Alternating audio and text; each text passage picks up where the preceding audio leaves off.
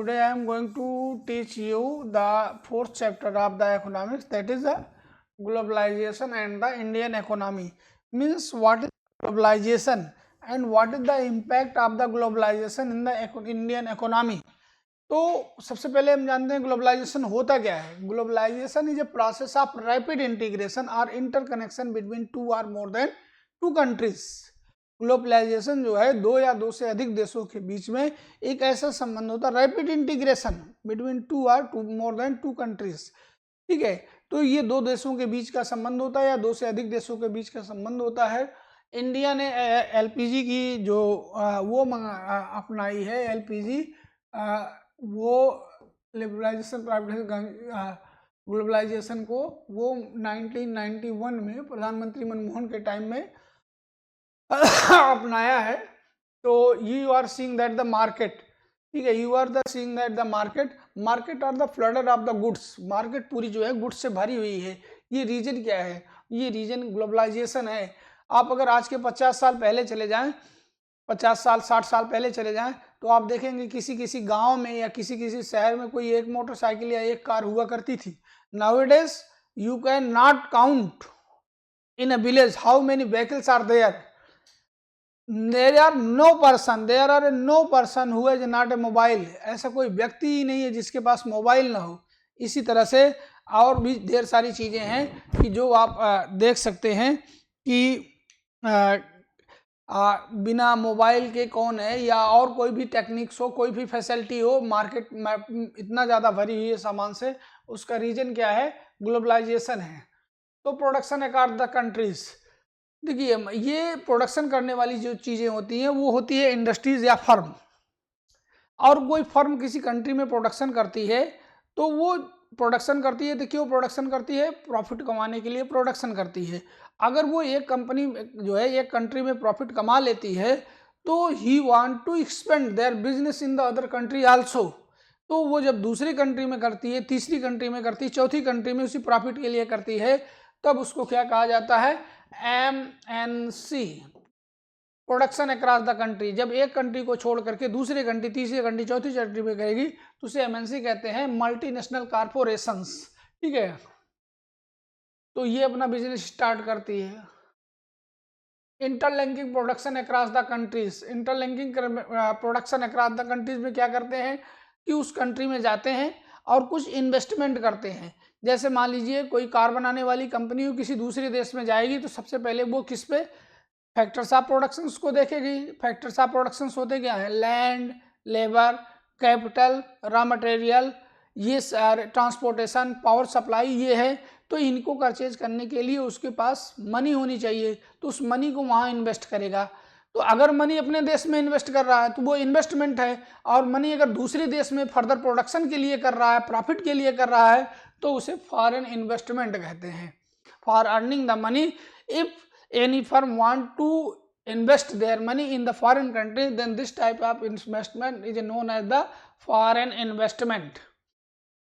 यहाँ पे एक एग्जांपल दिया हुआ है कि एक पैंट टांगी हुई है. ये पैंट टांगी हुई है तो ये करते क्या है कि इससे बहुत लाभ भी होता है. इससे जो दूसरी कंपनियां, विदेश की कंपनियां आती हैं तो वो सारी चीज़ें अपने पास नहीं बनाती हैं, बल्कि वो वहाँ की जो नेबर्स होती हैं, छोटी छोटी कंपनियां होती हैं, उनको अवसर भी देती हैं. ठीक है, जैसे ये पैंट है, किलर का पैंट टांगा हुआ है, तो all the pants of the killers are not made by the killer company और किलर ब्रांड.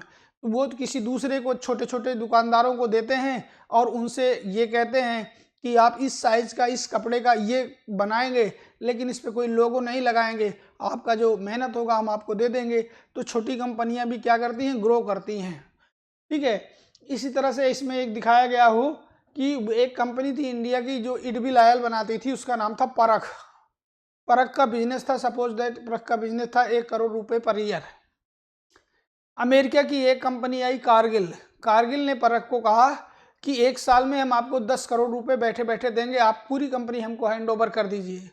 अब परख 1 करोड़ कमा रही है और उसकी जगह पर उसको 10 करोड़ मिल रहा है, तो परख ने अपना बिजनेस किसको हैंड ओवर कर दिया? कारगिल को हैंड ओवर कर दिया.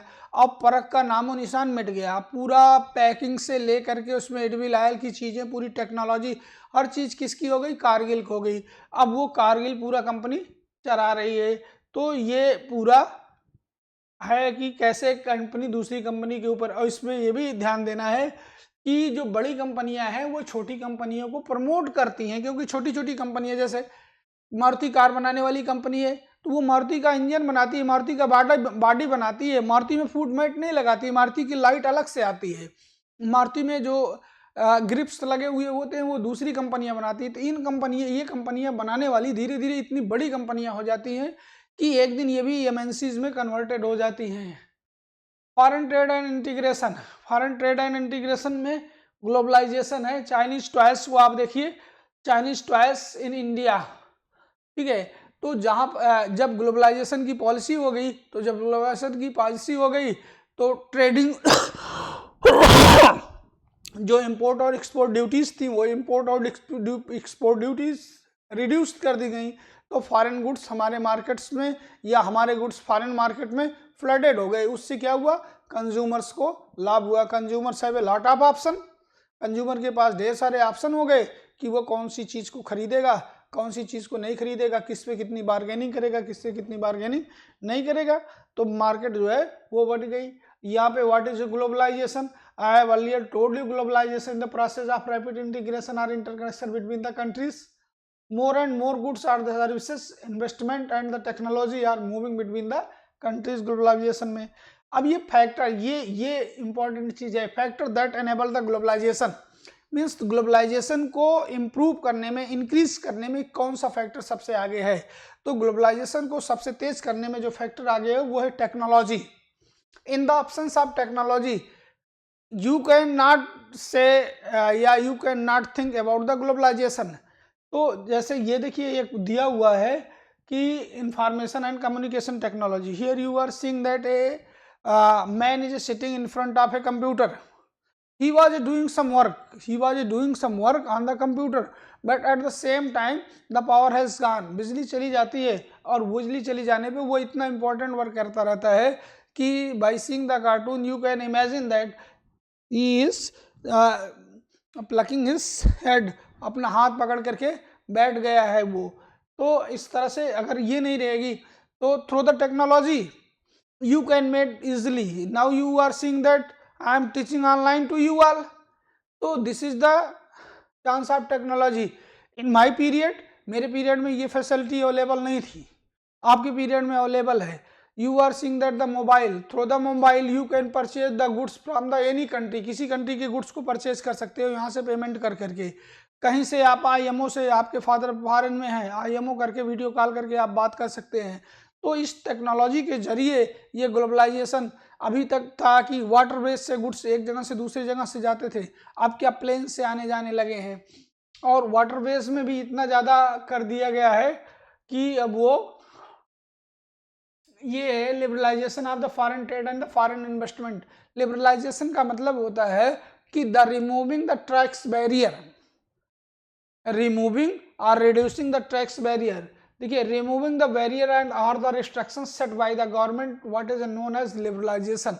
जो गवर्नमेंट के द्वारा निर्धारित किया गया है उसको रिमूव करना या कम करना, इसको कहते हैं लिबरलाइजेशन। लिबरलाइजेशन जो है वो ग्लोबलाइजेशन में बहुत मदद करता है। जिस कंट्री में ये इंपोर्ट और एक्सपोर्ट ड्यूटीज जितना ज़्यादा कम होती हैं वहाँ पे उतना ही ज़्यादा बिजनेस बढ़ता है, ट्रेडिंग उसकी उतना ही ज़्यादा बढ़ती है।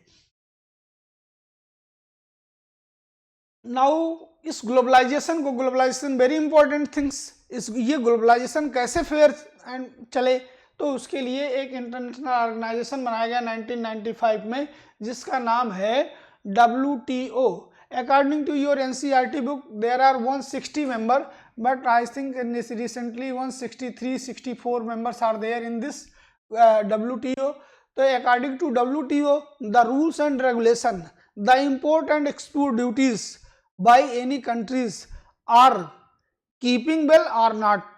वो इस तरह तो नहीं कर रहे हैं कि इंपोर्ट और एक्सपोर्ट ड्यूटी को फ्लक्चुएट कर रहे हैं, जब जरूरत पड़ रही धीमा कर ले रहे हैं, जब जरूरत पड़ रही कम कर रहे हैं, या वर्ल्ड की किसी कंट्री को आने नहीं दे रहे हैं, जाने नहीं दे रहे हैं, कैसा रिलेशन रख रहे हैं। ग्लोबलाइजेशन को फेयर तरीके से चलाने के लिए एक इंटरनेशनल ऑर्गेनाइजेशन का गठन हुआ जिसका नाम है वर्ल्ड ट्रेड ऑर्गेनाइजेशन। अब ये impact of the globalization in India, तो impact of the globalization, globalization के दो इम्पैक्ट है, एक पॉजिटिव इम्पैक्ट भी होता है, एक नेगेटिव इम्पैक्ट भी होता है। देखिए पॉजिटिव इम्पैक्ट में ये है कि through the more technology the consumer got the much more benefit. सबसे ज़्यादा बेनिफिट जो है वो कंज्यूमर का, वो किसी भी चीज़ का कंज्यूमर हो, they have a lot of option in the market, they can be purchase. But on the other hand there is a negative point of the globalisation. यहीं पे जो इसी टेक्नोलॉजी के द्वारा जिसको कंज्यूमर को इतना लाभ मिल रहा है, वहीं पे ये टेक्नोलॉजी क्या कर दे रही है, अनएम्प्लॉयमेंट भी ला देती है। ये वर्कर्स को कैटेगराइज भी कर देती है, skilled worker, semi skilled worker, non skilled worker, और जब ये कैटेगराइज हो जाते हैं तो पॉवर्टी भी आ जाती है। तो ग्लोबलाइजेशन का दोनों इम्पैक्ट है, पॉजिटिव इम्पैक्ट भी है, नेगेटिव इम्पैक्ट भी है, लेकिन मोस्टली पॉजिटिव इम्पैक्ट है। तो अब लास्ट में आप ये देखते हैं कि ग्लोबलाइजेशन को कैसे फेयर किया जाए, ग्लोबलाइजेशन को कैसे फेयर किया, the struggle for a fair globalization. तो the struggle for a fair globalization, that means only one things, the awareness of the people and the awareness of the government. The rule and regulation made by the government will be implemented by the people through the awareness. Awareness के जरिए government के द्वारा बनाए हुए rule and regulations को अच्छे से अगर इम्प्लीमेंट किया जाए तो एक फेयर ग्लोबलाइजेशन होगा। अगर उसमें करप्शंस नहीं किया जाता है, घूसखोरी या कुछ तरह नहीं होता है, तो फेयर ग्लोबलाइजेशन होगा। और फेयर ग्लोबलाइजेशन किसी कंट्री के डेवलपमेंट के लिए बहुत इंपॉर्टेंट होता है। Thanks guys.